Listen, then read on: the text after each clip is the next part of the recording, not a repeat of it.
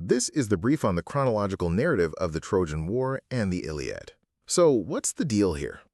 Well, it all starts as a rescue mission for Helen, but it just spirals into a 10-year bloodbath, with the gods treating the whole battlefield like their own personal chessboard. First, let's talk about the cause and the crisis. The war kicks off after a prince named Paris gives Aphrodite the Apple of Discord in exchange for her help in stealing Helen. But, fast forward 10 years, and the Greeks are actually losing. And why? Pure ego.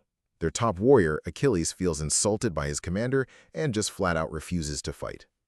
It gets so desperate that his best friend Patroclus borrows his armor just to save their burning ships. He manages to push the Trojans back but is killed by their prince, Hector, with a little help from the god Apollo. Second, the rage of Achilles. His grief just completely turns the tide. Fueled by absolute fury and wearing new divine armor, Achilles storms back into battle. He goes on a total rampage, slaughtering Trojans until he faces Hector alone.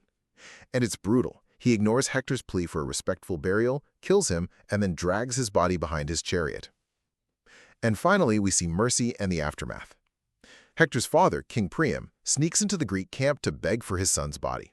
And in this really stunning moment of shared grief, Achilles relents. Now, the Iliad actually ends with Hector's funeral, but the war grinds on. Achilles is later killed by Paris, and Troy falls not to strength, but to the famous wooden horse trick. From the apple that started it all to the funeral that paused it, this story shows how one man's rage really did seal the fate of an entire civilization.